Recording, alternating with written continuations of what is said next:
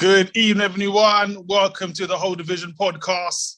This is episode 5, and we are back again with another special edition, right? So, yes, special edition number 5. We're back. We're doing it again. Whole Division podcast. So, as you can see on my screen, as you see on your screen, rather, there's only 3 of us again this week, just like last week. And do you know why? Because we're doing a part 2 to last week. Hold your juice up. Hold your juices up. Juices up. Juices up. Hold them up. Hold them up. Hold them up. So, introduce everyone. So, as we know, we got the whole division. First lady, Miss Chitty. Miss Chitty, Chitty, bang, bang. Hey, guys. Namaste. Peace, love, and blood clot, light, and all that. Wow. How do you take it there? How do you take it there from peace, love, and then to this? I mean, like, how? Why? You know how? Because I'm a Gemini, Sticky. Oh, yeah. God. There we go. Two-faced bastards. We're also joined by our special guest this week, Miss DJ Empress. Hello, Empress. Greetings, everyone. Evening. Just so you guys know, if you don't already know, we don't really like Empress very much, all right? And I'm going to say that from my chest. I'll say it with chest. I don't really like her very much, all right? Picky, hairy chest. Sticky. It's a disrespect. I will not have you disrespecting our guests. You better apologize. Definitely not. And also myself, DJ Sticky Fingers. Not the one and only. You are not the one and only this week. Always the one and only. So, this week, as I said, we are joined by a special guest again this week, DJ Empress, who's graced us last week and always graced us with her presence. But graced us last week, we're actually a very serious topic. So if you didn't check last week's show out, make sure you check it on YouTube. But last week, DJ Empress kind of brought us into her life, into her world, and was celebrating 10 years of being alcohol-free. All right? Due to the response that we had last week and the in-depth conversation we had, we felt that we didn't really cover all the things that we could have covered off. So we thought, you know what, let's do a part 2. I must say, it's very, can come with a slight trigger warning, but actually it's very informative. So please be aware and please enjoy, like, share, subscribe as well, of course. And let's take it over. But in fact, before we even get into it, right, I'm going to warn you guys, okay? Although it's a very serious topic, right?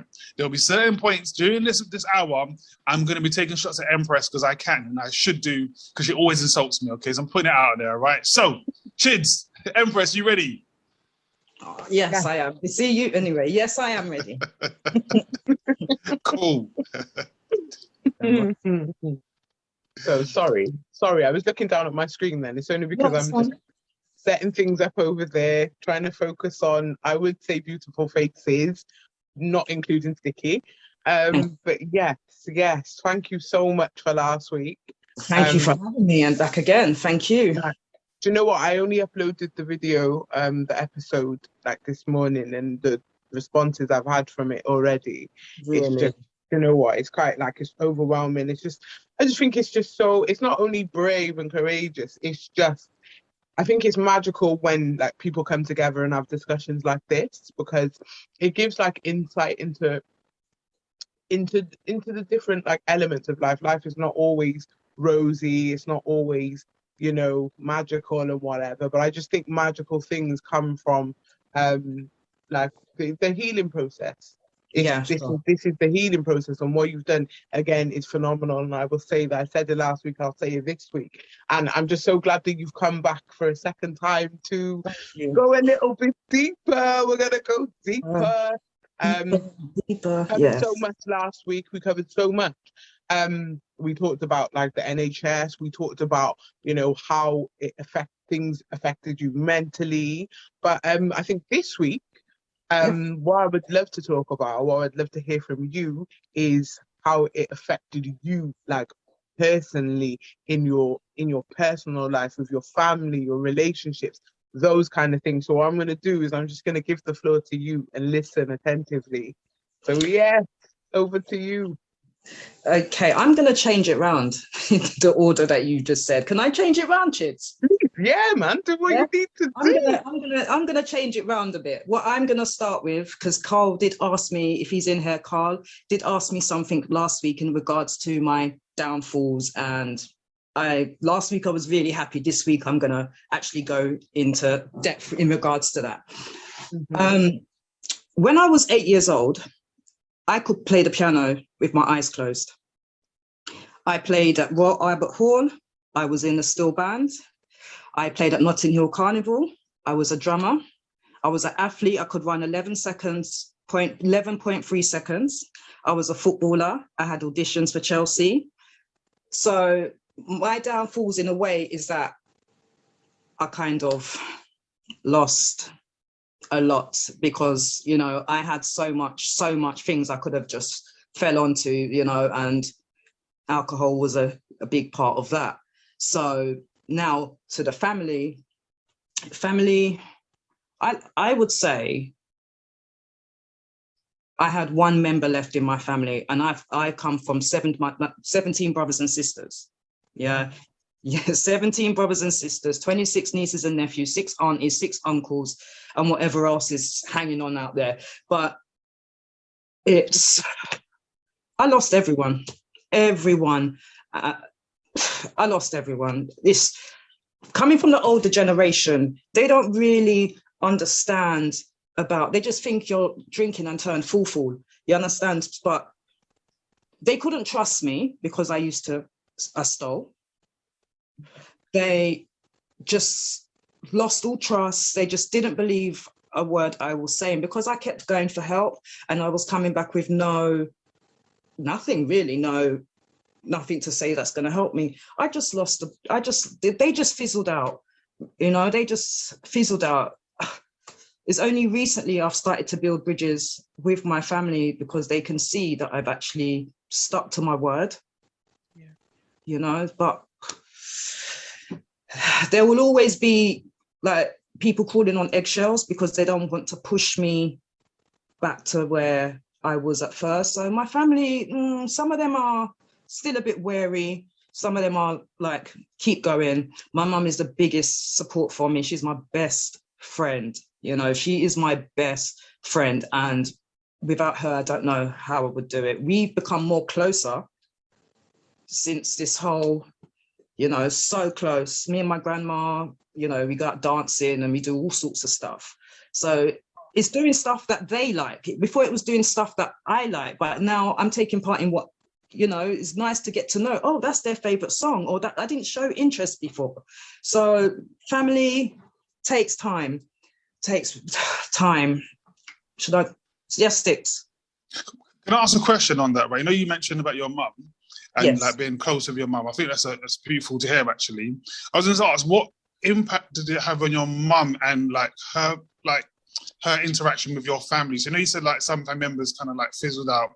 Did that impact on your mum's relationship with those said family members? And was it like, you know, because again, it's been 10 years, a long time now, in terms of your journey in changing your life around. Has it changed for your mum and those family members as well? Yeah, of course. That's a good question. The best question you've asked all year. I don't know what, right? I tried to be nice here. I tried to be nice. I'm coming for you, right? Don't you worry. I'm coming for you. You know, I'm ready for you. But yeah, my mum's my best friend, and her way of dealing with it, everyone else could see that it was affecting her because she weren't eating, she weren't sleeping, because she didn't know where I was. She didn't know where I was going to end up. She was just scared for me, but she just couldn't handle me anymore.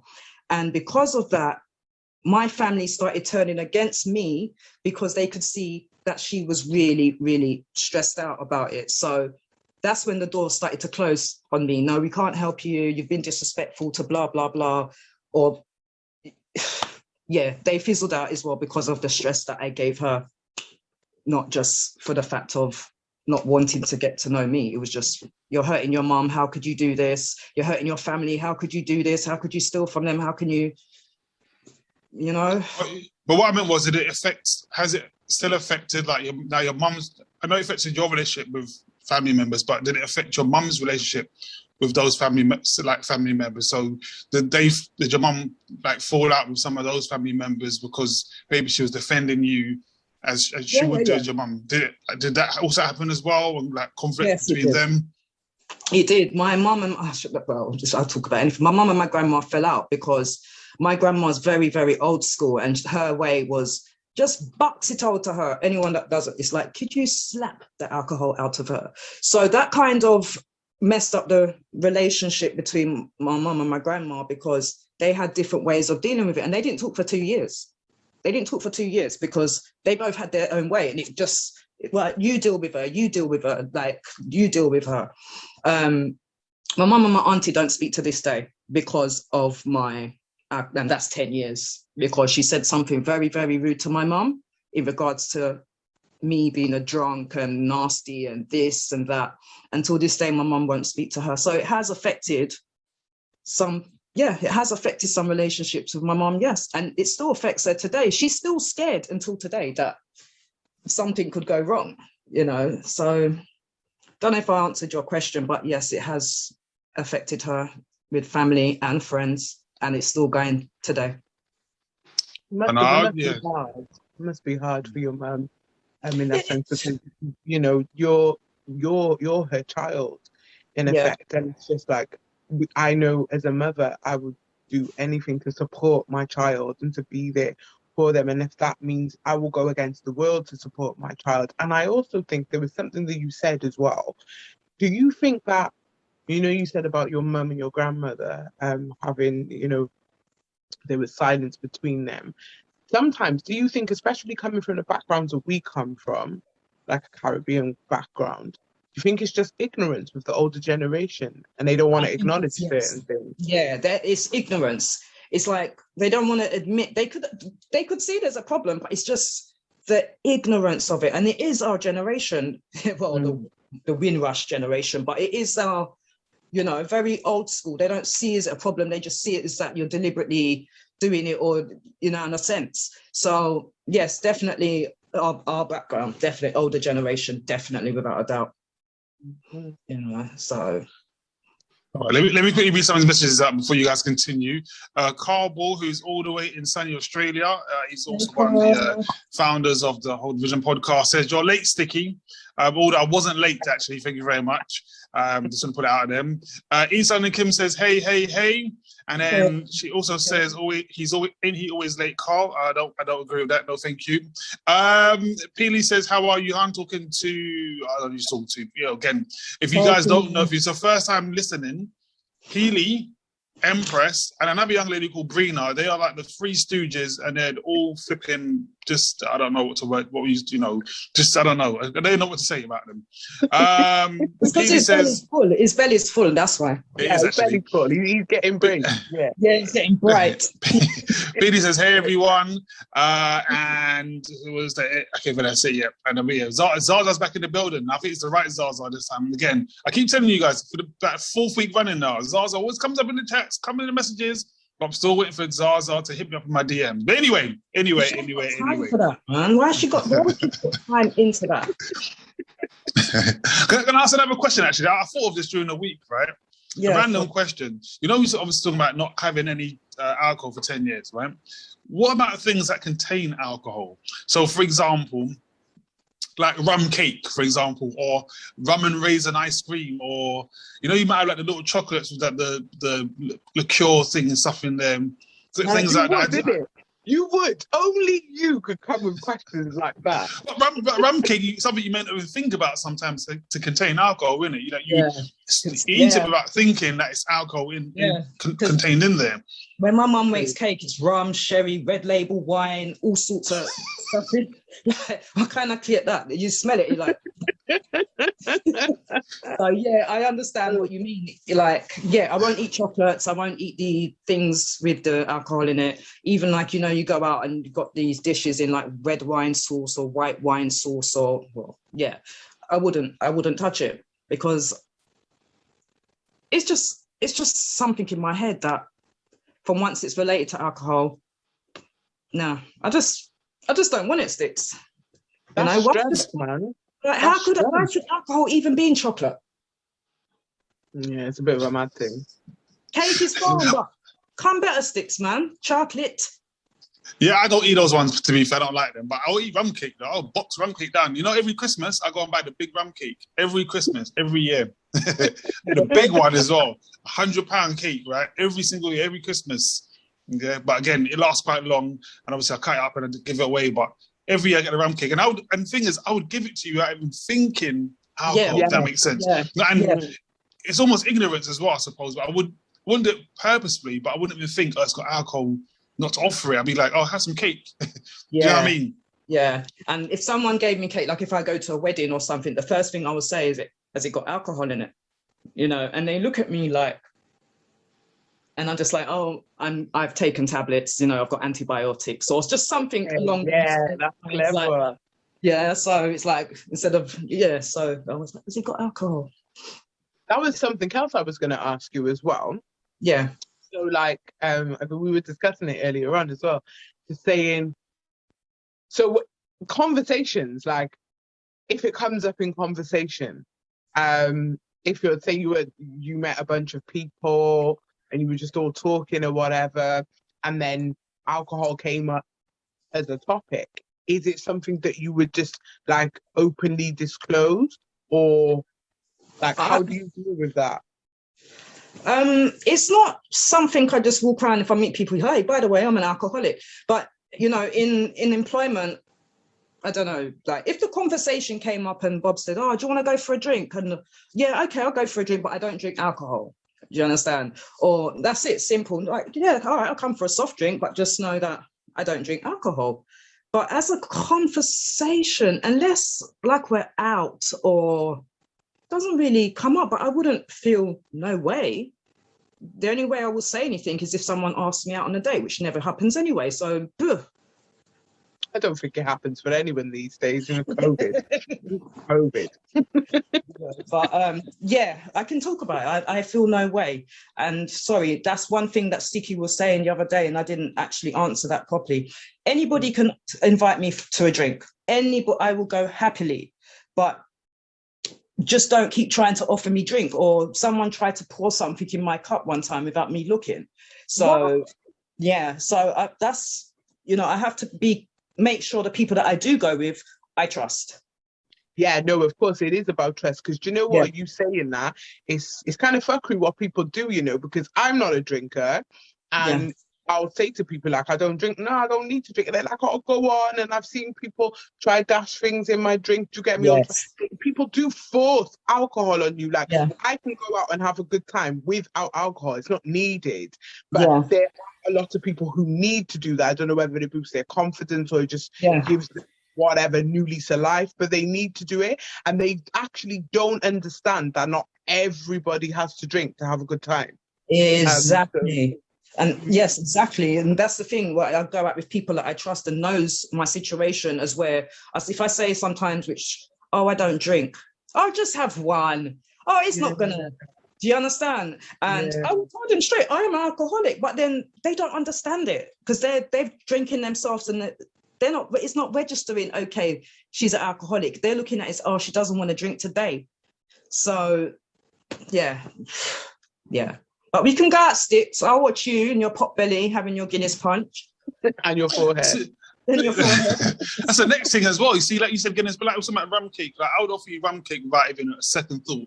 I would offer you Guinness punch without a second thought. Someone says to me, does it contain alcohol? I said, well, technically it does, but it ain't really alcohol. You got more chance of your teeth rotting out more than anything else because of the amount of sugar that's in there. But I would do it without even thinking. I wouldn't even think alcohol. It's crazy, isn't it? Me, because at least you're thinking about me. If you just, there you go. You know, and if you just sat them like knowing that and sit there with my lips dry all day, then our friendship. Read some of his messages quickly, right? Peely says, hush your mouth, Sticky. She didn't even say hush your mouth. She said, hush your mouth. It's an M-O-U-T. So I don't know if she can't spell or if she's Jamaican, one or the other, right? Brina says, oh, he's Sticky. Peely says his belly is full and his chest is too high. Shake my head. Oh, wow.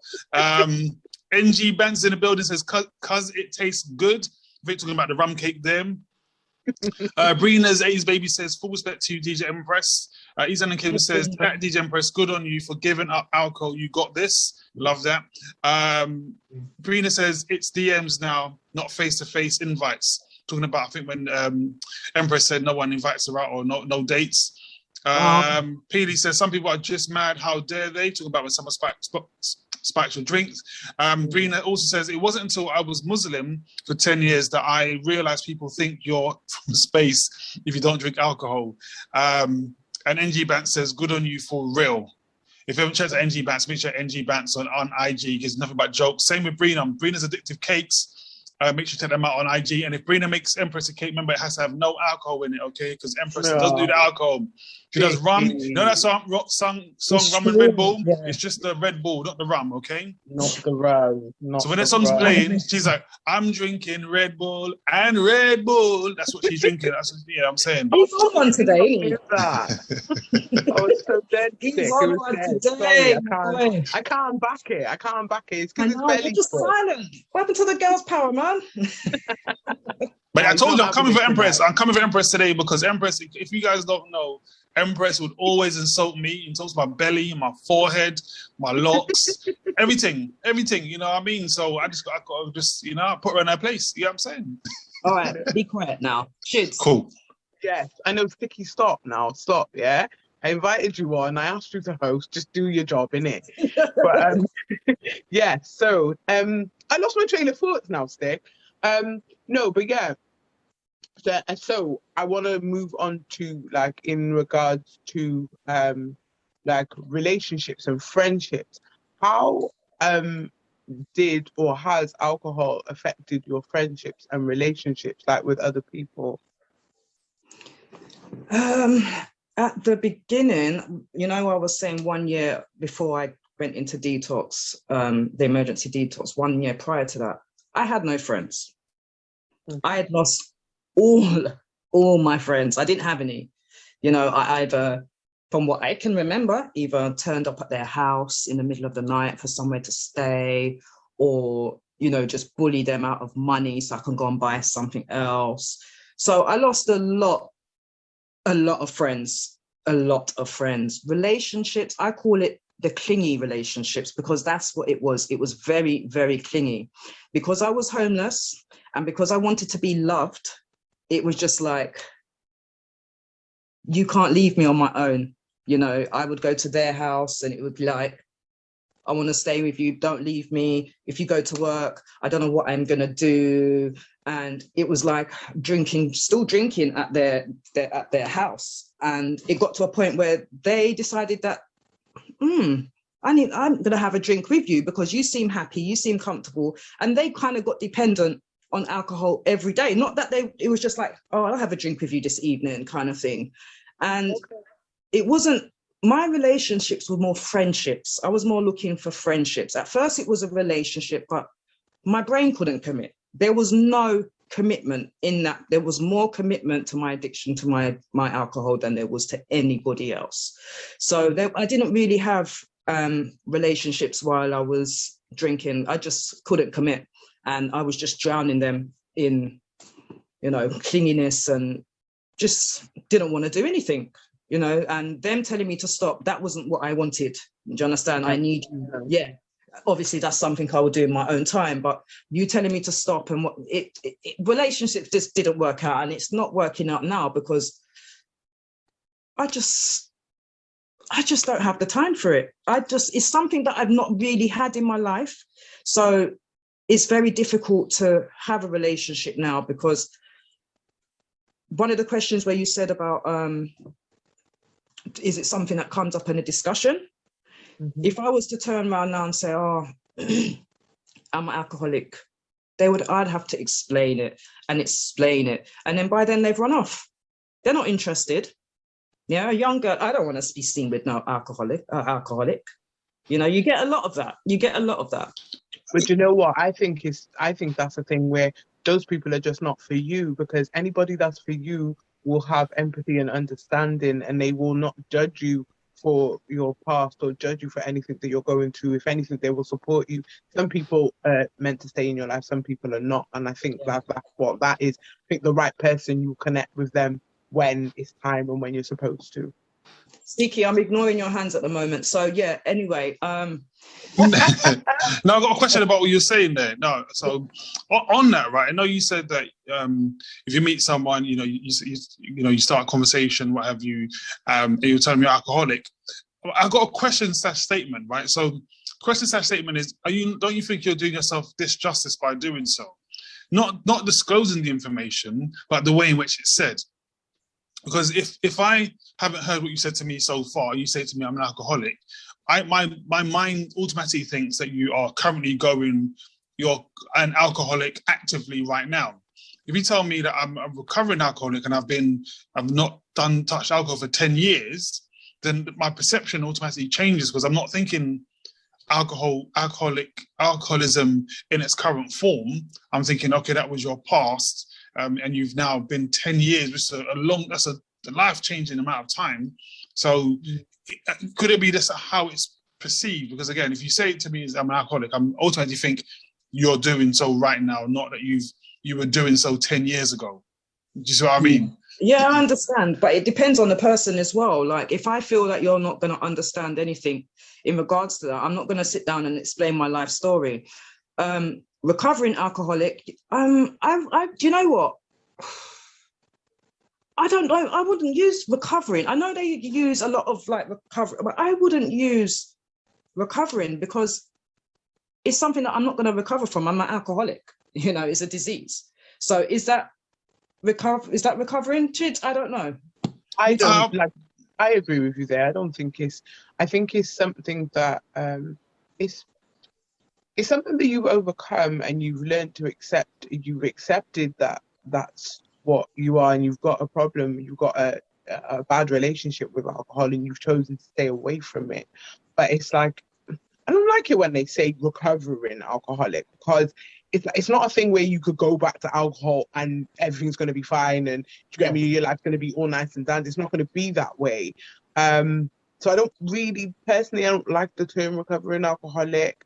I just think that you've just accepted that you've got a bad relationship with alcohol and you've chosen to stay away from it. That's what I would say. But saying that though, right? So, but again, the reason why I say that is because you're not who you are 10 years ago. That's correct. So for you to say I am such and such is, I think, is a misrepresentation of yourself, because you're saying I was such and such.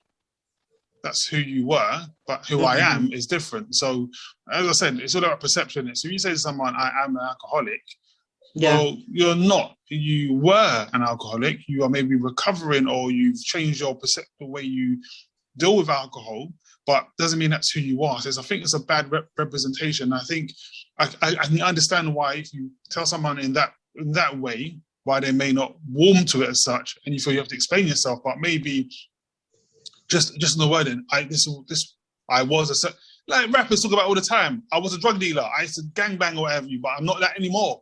Do you know what I mean? It's not, you know what? Saying was, it's not was, because I am. I could not take one drink now and say that's enough, you know, and just say, you know, I am. It's not was or were. I am, you know. And recovering, I just see I'm taking each step at a time. I wouldn't call that recovering. I'm just doing each step at a time. I understand. I understand from both perceptions. I understand what sticky means as well. Yeah, I understand where Sticky's coming from, in the sense of you are not who you were 10 years ago. From what you explained and what you told us last week, that's powerful. You went to the lowest point and look how you've elevated, look how you've grown. Do you get me? That's a lot of work. So you're definitely not that same person. But I do commend you in the fact that you can acknowledge that you don't have a good relationship with alcohol. It's not something that you want to go back to. So I can see it from both kind of approach. Yeah. Let me read some of his messages before you guys continue. Brina's at his baby says, imagine Rum Cake is my nemesis. I haven't mastered it yet. Brina, don't let me down. Don't let me down. I've tried Brina's cake. She gave me, we've had a conversation about this already. I've tried an actual cake, but she wants to give me the other cake, you know what I mean, the kitty cake. But anyway, Lisa and Kim says, Water and Lemon is the new Rum and Red Bull song. Okay, fair enough. You hear that, Empress? What's that? Water and Lemon is the new Rum and Red Bull song. So we're not singing Rum and Red Bull anymore, we're singing Water and Lemon. That's from Isan and Kim. PD says, agreed, Chids. Brina says, I hear you on that, Sticky. See, I told you. And then Brina also says, okay, I hear you, Empress. Brina then says, I'm stuck on this one. She says, yes, Sticky. You see that? Yes, Sticky. Offer you the cake, the real thing. Zaza says... You don't wear Zaza for cake. No, Zaza didn't have stuff. Zaza says, in relation to relationships, when you say you couldn't commit, was it a case of pushing people away because if all that she was going through? I know you said clingy, but would you allow others in? Okay, let me read that again. In relation to relationships, when you say you couldn't commit, was it a case of pushing people away because if all that you was going through? I know you said clingy, but would you allow others in? We'll come back to that one in a second. Brina says perception depends on the delivery of information. Hashtag perspective. Okay, but if you're continuing to say no, so you're fighting and winning.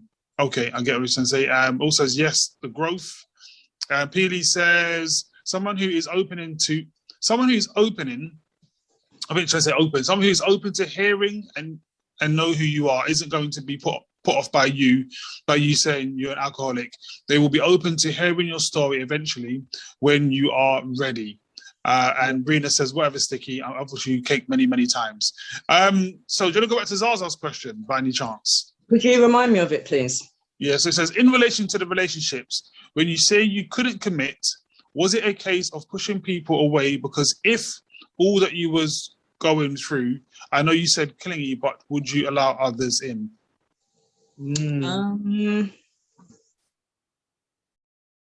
I used to push them away because I couldn't commit to the fact of, you want love, I love my alcohol. You want this, I love my alcohol. Do you understand? I could never have put you first.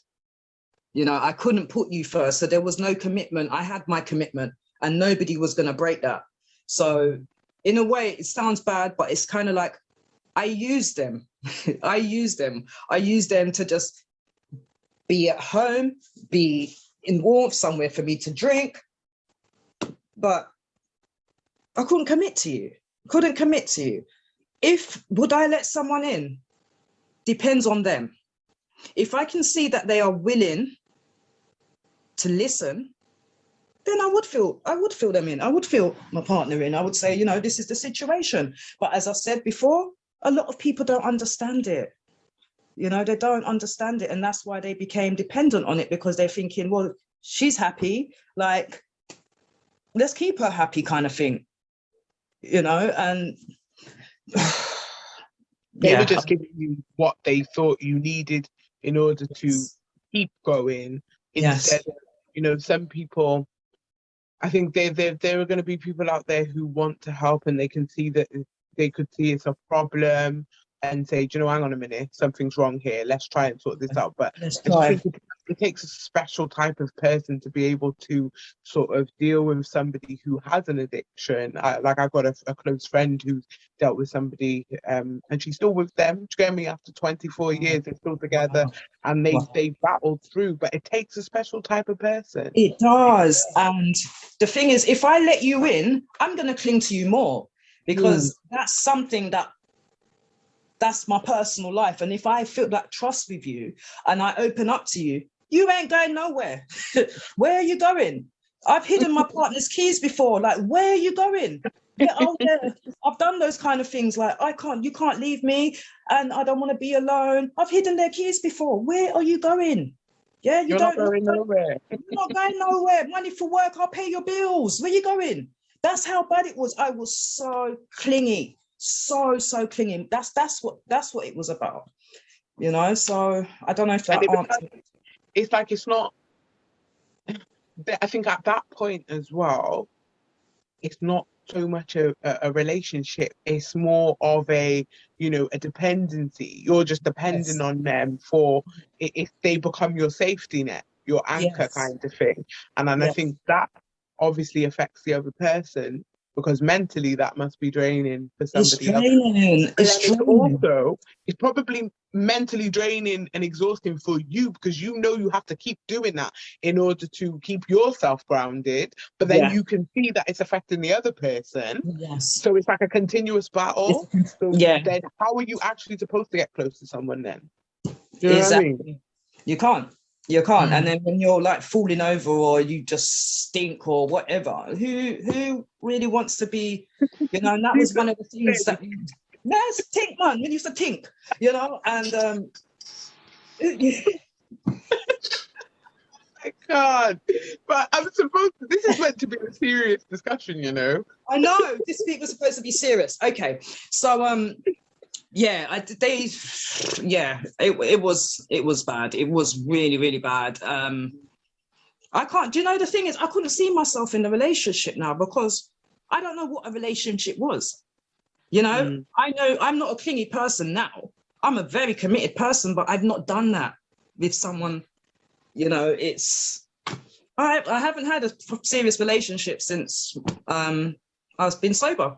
I haven't actually had a serious, I haven't actually been in a relationship because I don't know what it's like. I don't know what to do. I'm sober now. I don't know how to think. I don't know what they need. I don't know what I want. So what's the point of getting into something if I don't know what I want myself? So it's almost, but it's part of your, and I think this is what we were talking about this before, but then it's part of your growth. Yes. It's like learning again. You've unlearned to relearn again, and you've become this new person. Yes, elements of you are still there because you will always be you, but now this is a new version of you. And I think when we become a different version of ourselves, it sometimes it takes time. Do you know when you're elevating, and you're on the road to recovery, whether you're recovering from an addiction, whether you're recovering from a toxic relationship, whatever, past trauma, whatever, I think that the path is lonely. It's not lonely, but you're alone, and it's not. Not in the sense that you're actually lonely, it's because you're elevating, and this is your path, this is your story, and it's about you right now. When you're ready to be in alignment with the person that you're supposed to be in alignment with, you will know, because it will happen. It's exactly the right time, in exactly the right way that it's supposed to happen. And then in order for you to, like, it's the art of happiness, isn't it, really? And I think you're just getting to know yourself. 10 years is a long time. But then at the same time is everything and nothing. You've done 10 years, you're going to do another 10 years, then you're going to do another 10 years. Who knows what you're going to do in that time? And the great things, it's not just always about, relationships. It's about other things. I bet you, that there's things that you've done now in your 10 years of being sober that you never thought you would do. Oh, yes. Yes. Lots of stuff. Yeah, lots. Like, just even things around the house, like painting. Who does that as a female? But I've been doing, little bits. And the other day, I can't sew for my life. Everything I bring to my gran is on the sewing machine. So I bought a jacket to her the other day, and she gave me the needle. She's like, "Here, it's about time you learn for yourself." And I'm sitting there with my jacket, and I'm turning around, and I'm doing all sorts of things. And it's like, she taught me how to sew. Like, yes. Those little things like that. I'm learning now. I'm still learning. Look at that. That's a question. Oh, do you have to? Yeah, well, I've got a couple of questions, actually. One is about the needle and thread, with you trying to needle the thread and all that. Before I do, let me read some of these messages quickly before I get into any trouble. Isan and Kim said, said Sticks wants the extra cake, just turn it on to you, want to give it to him. Brina says, but protecting my energy, I hear alcoholic versus 10 years sober very differently. So I could misconnect him with a beautiful soul because of how they told me, not what they told me. I'm going to read it again, right? Yeah, read it again, yeah. So, but protecting my energy, I hear alcoholic versus 10 years sober very differently. So I could misconnect him with a beautiful soul because of how they told me, not what they told me. Okay. So you get what I'm saying? So back kind of what I was saying earlier. So if you tell someone I'm an alcoholic, so what they're saying is if you tell them you're an alcoholic, or you say to them you're 10 years sober, their perception is completely different. Yeah. And what she's saying is it's because of how you told them, not what you told them. Yeah. You know what I mean? Yes, I understand. Reno says this is hitting home from being in a relationship with a partner hid addiction. Sorry, that had addictions. He did that. Say that again. Put my teeth back in. This is hitting home. I know. I really can't. This is hitting home from being in a relationship with a partner that had addictions. He hid from me until I got pregnant. Ooh. Wow. Brina says, yes, Chids. Zaza said, it's not bad. It's really insightful, and you have no idea how much you're helping people. You will definitely find someone when you're ready. You have done nothing but grow, and you will meet someone when you are. I'm ready. Take me.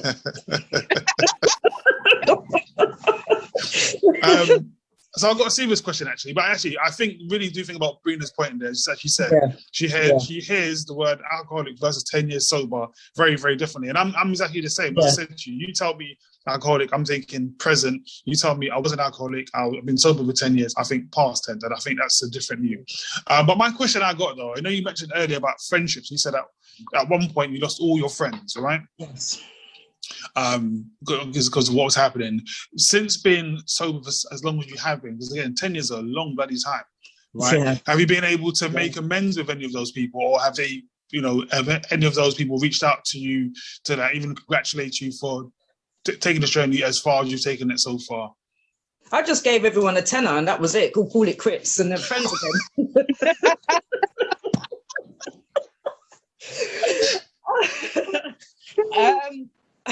I've lost my old school friends, like friends that I went to primary school with, or, I've lost all my old school friends. My phone book is quite empty. I'm not going to lie. I buy my friends like sticky. No, my phone book is very... done. I don't have much friends, but I do have a couple of close friends that will always stand by me no matter what. But I've lost trust. I've you know lost... what though? See, in 2021, that is not a bad thing. Listen, the other day I said to myself, I can count my friends, my close, real ones, on my one hand using 4 fingers. And do you know what? That's a blessing in 2021. Because society's crazy. People are crazy. People are not who...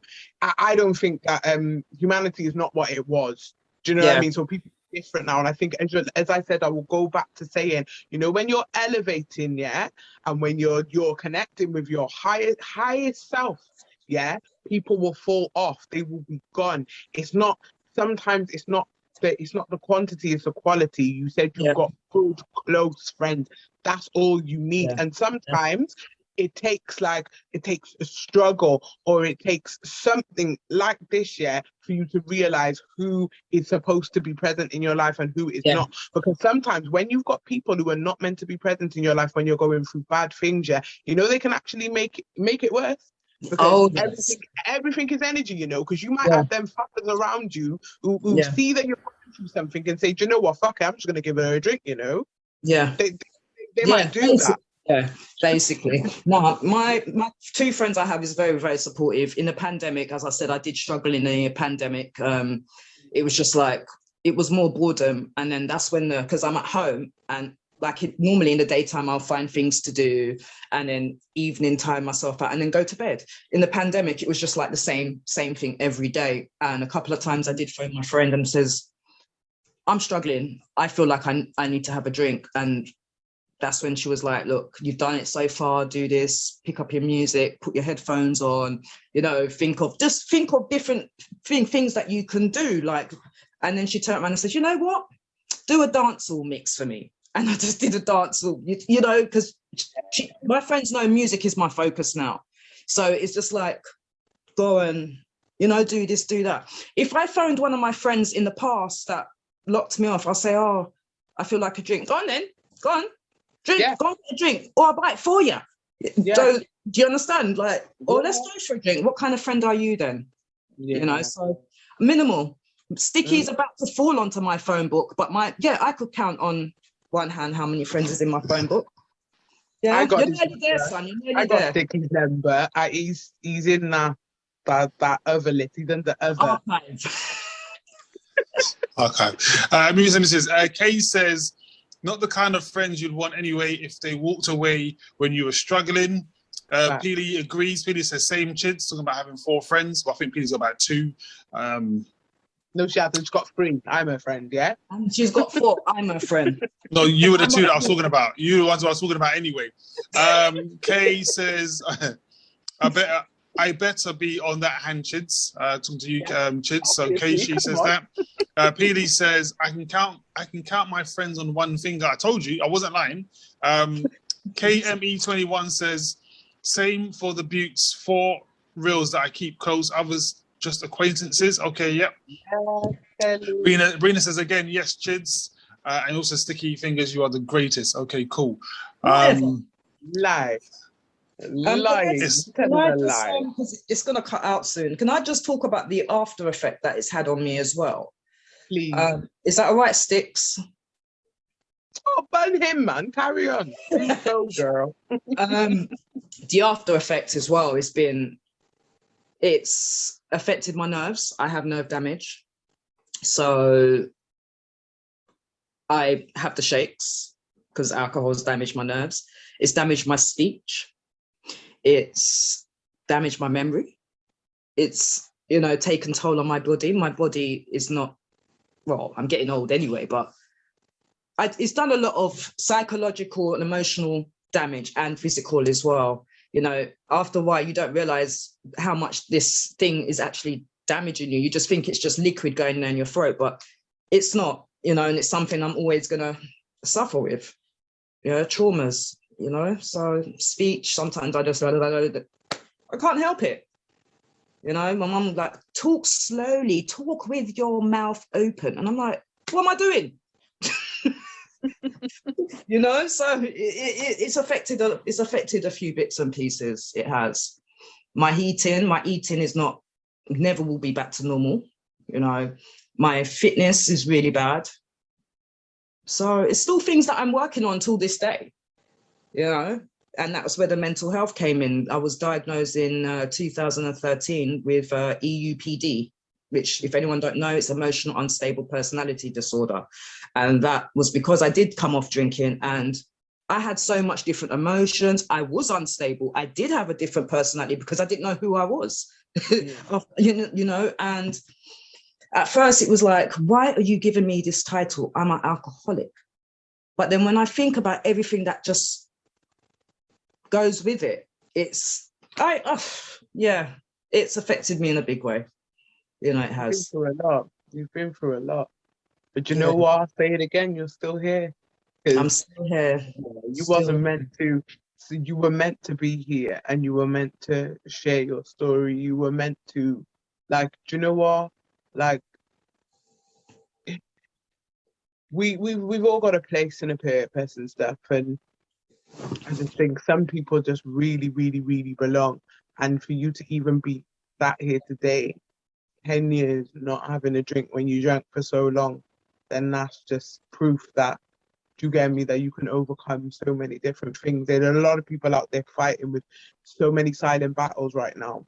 And I think when somebody like you talks about your struggle and what it's done to you, and you speak it with so much, there's I don't know how to put it into words, but you speak it with so much truth, and you're so raw with it that you can't, even though I don't drink, I've never had a problem with drink, but it still resonates with me because I'm still taking that story and I'm like, that will sit with me. Do you get me? It's something that I won't ever forget this.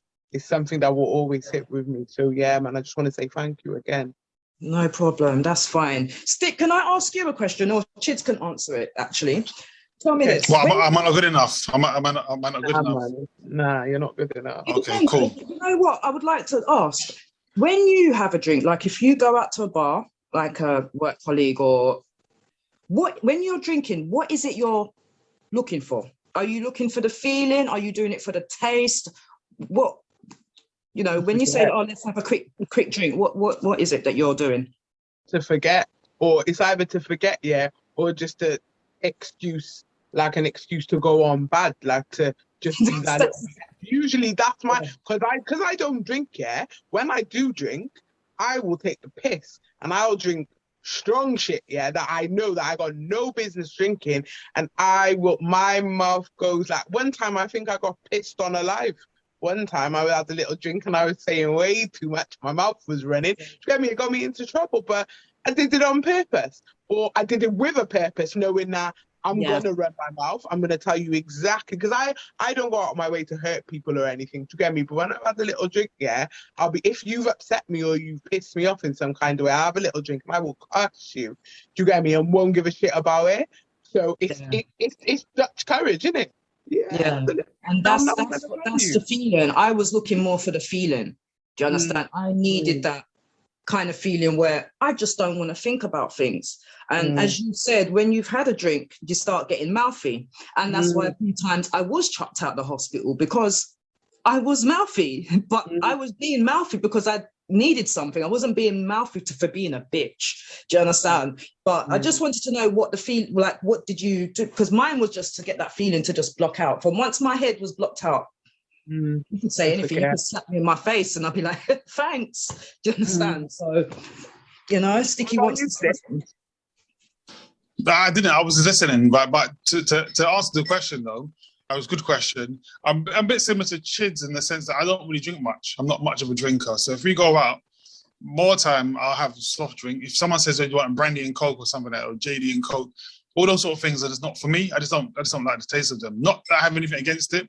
I just don't like the taste of it. Give me a porn star martini, I might have that because I like it. Give me some cider, I like that. Give me some Guinness punch, I'll drink that. I'm trying to think what else I might have. That's about it, really. Make some pink Moscato, I drink that as well because it's just sweet, sugary stuff. But other proper drinks, I don't really drink it. I'm just not really for me. So yeah, but so I say all of that, right? But if I tell you now, if me and my friends went to Ibiza tomorrow or this weekend, I'll be having some shots and, you know, I'll be looking serious. Drop dancing with your string vest. I got a few string vests actually. Don't get twisted. Yeah, it's, you know what? Thanks, guys. You lot are so amazing. You know, I had a lady message me after watching the YouTube video that was put out today, and she said, you know what? You've made me realize that I am not the only one out here with this problem. And I gave her my number. That's why I was busy today, because we spoke for 2 to 3 hours. And she lives in Leeds. Okay. And I'm going up there on Monday. See, look at that. I'm going up there Monday. Oh, and we're not going to a meeting or anything. I'm going to a park and to a cathedral. Do you understand? You know, so I'm going Leeds. So I did help someone, and I'm so happy that this actually, just one person, and it helps. So I'm really, really happy. You're winning. That. If you can help just at least one person, then you're winning. Yeah, and I'll go anywhere. Yeah, with that being said, actually, if you haven't, I know we normally say to when you're watching stuff like lives, and we'll say, check out the previous shows, right? But actually, the previous show, the part 1 to this, I think is actually a really good thing to watch if you haven't watched it. And again, that's where Empress tells us about, because obviously we're talking about alcoholism and being alcohol-free for 10 years for DJ Empress, but she talks about it and again gives up a lot of insight about her life and the journey, things about NHS. So if you haven't watched it, please do watch it. It really is very insightful. We said so during the show, we said so after the show, and you see some actually contacted DJ Empress since the show. And it's really nice to hear. So please, if you haven't watched it, please do watch it. It's very, very insightful, all right? So yeah, as much as DJ Empress is an absolute pain in the arse, right? Yeah, and I can see the screen. yeah, pain in the arse. We're talking about jerk chicken and fried dumpling. Oh, she can't cook neither. Yeah, Chili's also talking about. I'm going to start Chili as well. Chili's petition. So she's not even in the conversation. Yeah, she's about doubles and all this stuff. My grandmother is from St. Kitts, yeah? My grandmother is from St. Kitts. Sticky, I will not allow you to do this to me. Not again. Sticky, I'm coming for you. Watch next week You anyway. need to, you know what? I'm coming for him, but I'm trying to be good because my friend could be on there. Happy birthday to my best friend, by the way. So I'm trying to be good. But Happy birthday. Happy birthday. It's I'll not go away, don't it's apparently Virgo season, but we already know it's always Taurus season, all right? So No, if you don't know, Virgo get to know. season. My daughter's a Virgo. Empress is a Virgo. It's Virgo season, Sticky. Don't beg it. Season, man. Virgo season. But thanks for the support, you know. And yeah, 10 years. Yes, I did do the NHS system. Didn't work out for me. It might work out for some people, but I'm here. I'm here. Because of you, not because of the NHS. Not no disrespect to the NHS, but disrespect to the NHS at the same time. Yeah, but that was 10 years ago. That was 10 years ago. So yeah, 10 years ago, yeah, it was not working. Yeah, it wasn't not working about 10 that. years ago. Now there's more options, more things. Yeah. You know, people like me that's willing to be people's one-to-one support group. That's what I'm saying. Yeah. Some love emojis there. Peely, again, we don't really trust Peely anyway, but Peely says, you are helping people and not even realizing it, DJ Empress. So love that as well. Brina says, I'm going to watch it. I was sad I missed the live. See, I'm saying these useless people, honestly. Peter says I'm coming for him too, but she's got like the emoji that's like that smiley face that's like, oh yeah, I'm coming for him. I told Peely to poison your ass cake. Yeah. What? No, not Peely, Brina. Sorry, I told Brina. Arsenic or rat poison or something, make your shit out forever. She's giving me the other cake as well, though. Remember the other cake. Carl says, I've not been commenting because I was read to take it. Sorry, I was read to take it all in. Okay. Thank you for learning your purpose from your experience and leading others to better. Okay. Keishi says, Taurus season. Oh, Kabul meant listening. Oh, okay, fair enough. Too. See, she knows Taurus season. That's what I'm talking about. Some like wild bull. Like, Well, guys, I'm going to say, look, first of all, thank you. I know, I was constantly insulting DJ Empress, but actually, thank you for joining us again 2 weeks running and sharing such a personal story. As I said last week, again, it was nice. I say it was nice to hear. It was really refreshing to hear as well. And again, he was very open about your personal life, which not everyone wants to do, but I know it's going to help others.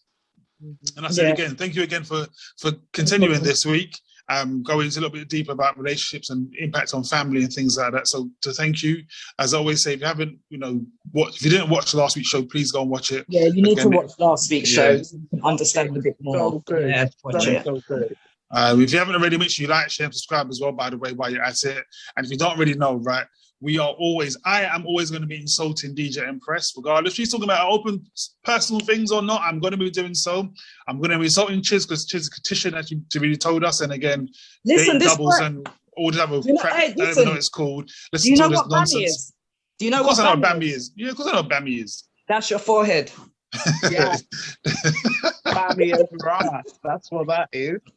Yeah. That's your forehead. I don't like you no more, Six. You know what? It's getting a bit too bright. It's getting too comfortable. That string dress is too tight for you. Mm-hmm. It's locked.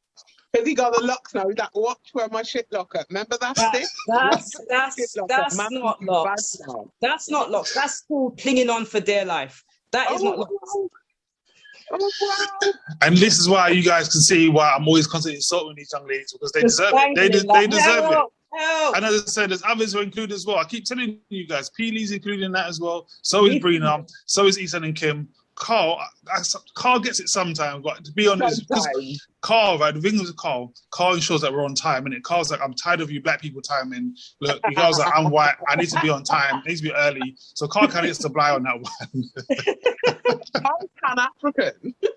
Pan-African, but when it comes to timing, he's not Pan-African, I'm white. Okay, he's like, I'm on time. It's Caucasian. There we go. Guys, look, it's almost a time. It's almost an hour.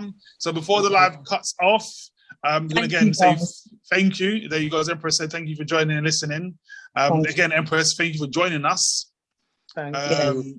Thank you for joining, Chids. Thank you. I'm saying thank you to you're welcome anytime.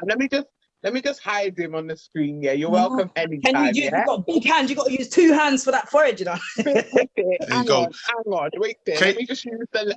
I'm listening to you. Keishi says, I'm white. I need to be on time. Oreo3 says, I'm mixed, Now I you're wasn't black. on time. When Oreo says, Yeah. I'm mixed, I wasn't on time. See, Oreo's Yeah. showing. See, that's the black side clearly. Why she was late. That's so weird.